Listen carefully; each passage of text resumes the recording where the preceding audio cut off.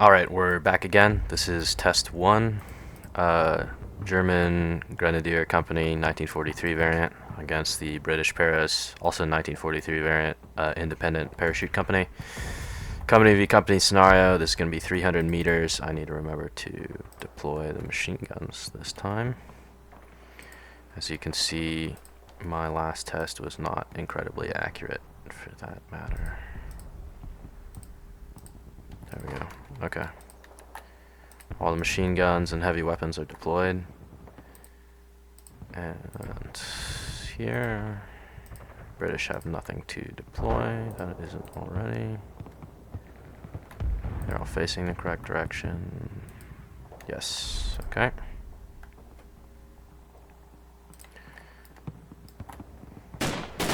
We're going to watch the first minute, and then we are going to go ahead and start.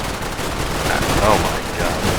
We're going to look at the 5-minute mark and quote-unquote end result.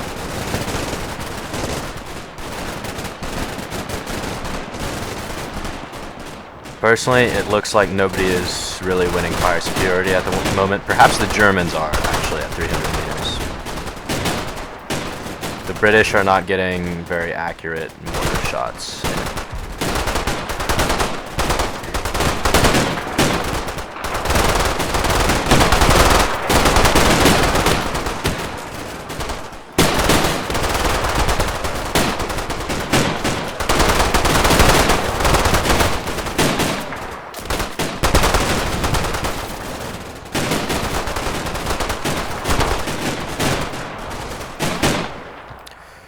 Okay, at this moment, I think the British are winning. We'll take a look at the German end state in the first minute. Yes, I think the Brits are winning slightly at 300 meters. And personally, I believe that will only increase as the range drops. And in the case of this 300-meter scenario, I think as soon as the British get a high enough level of fire superiority that they can start using their mortars and their mortars zero in accurately, the Germans will start being heavily attrited here. Yes, okay. We're just gonna fast forward through these last 5 minutes. I'm not gonna edit this like I did my other videos. It's gonna be very quick and snappy since we're trying to get through 3 tests here. Just gonna go to the 5-minute mark. Here we can see that the Germans are already losing fire superiority heavily. A lot of them are pinned. And then this is the 5th minute. The Brits still look in good condition. They've got guys on the firing line shooting still. The Germans do too. It's fairly indecisive, but I think these guys are taking a lot more casualties, and generally there's more of them just pinned down. Looking at the German side at the end of this, or quote-unquote at the end of this. It's actually quite close, but I really do think that the Brits have a little bit more eked out in terms of casualties, damage done. In specific squads, too, that seem to suffer the wrath of the mortars. I lost 4 or 5 men. But noticeably, you know, if a machine gunner isn't wounded, it's really not too big of an issue with with a German squad, because you can absorb losses to your riflemen and just keep going.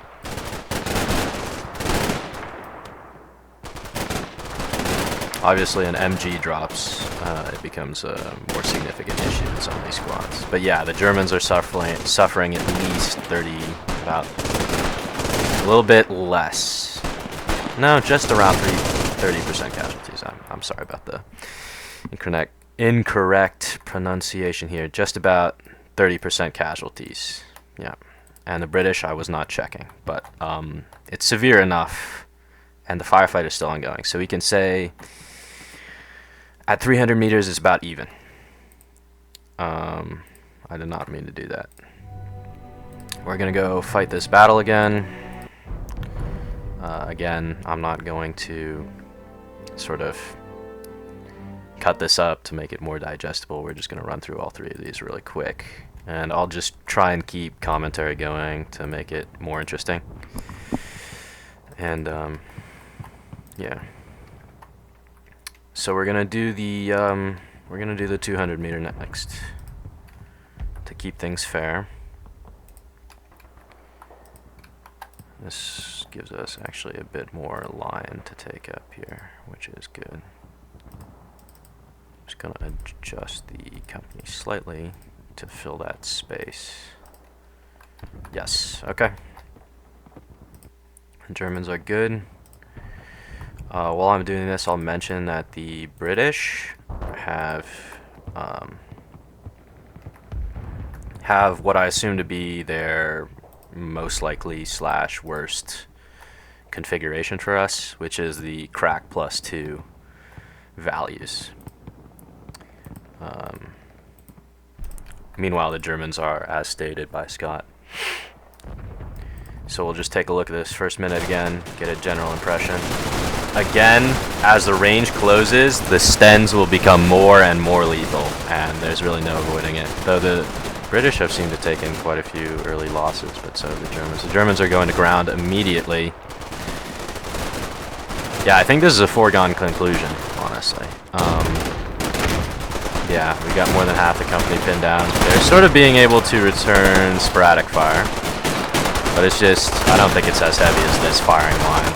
The Brits are going down, but they're coming right back up. And I don't think that can really be said for the Germans.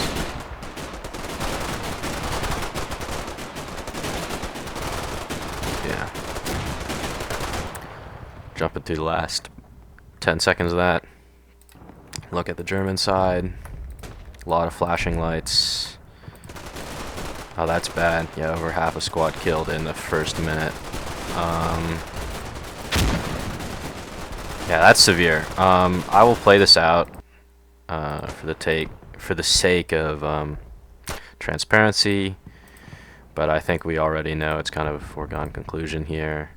And we'll just look at the 100 meter just to narrow it down, but if you want, you can only stay for this 200 meter mark. I won't get offended, it's alright, if you even watch this at all. Yeah, so we're gonna go through here.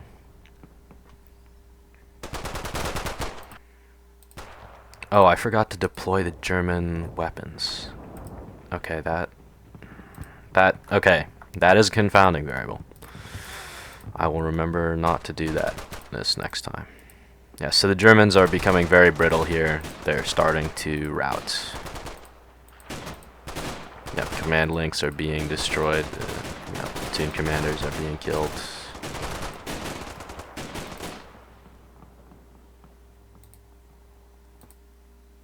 Looking at the British side, nowhere near the amount of casualties. Some squads are completely unscathed, maybe one casualty here. They've even had time to buddy aid some wounded, which is, it's a really poor showing for the Germans. Yeah, the Germans, yeah, I mean, some squads are completely destroyed. If we just ceasefire it.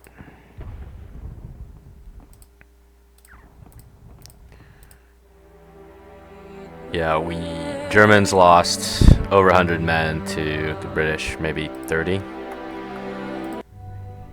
And again, it's redundant.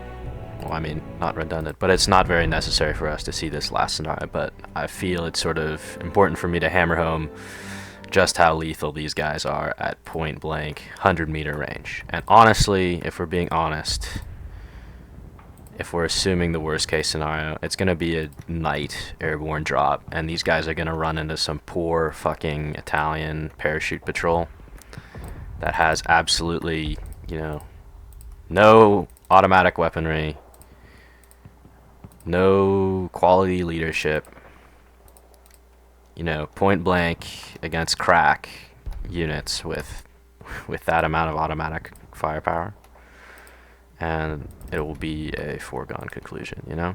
It's just, there isn't much to be said or done beyond that. So we're going to look at this last minute. We're only going to watch one because you already know how it's going to end. but the British will just open up, and there will be nothing left of the Germans. Even in stonewall cover, you have to understand, even in stonewall cover, that amount of crosses, yeah, the Germans have pretty much instantly gone aground. In the first 20 seconds, that's the first 20 seconds. And every time they poke their heads up, it's just more casualties. God bless those riflemen trying to take single 98k shots over the wall.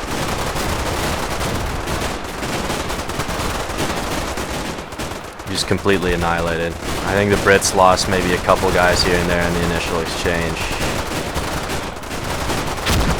The mortars are coming down. Every time a guy points, you know, gets his head up, it's like 6, 7, 8 guns just firing at him. Yeah, we don't even need to see the rest of this. We need to ceasefire here.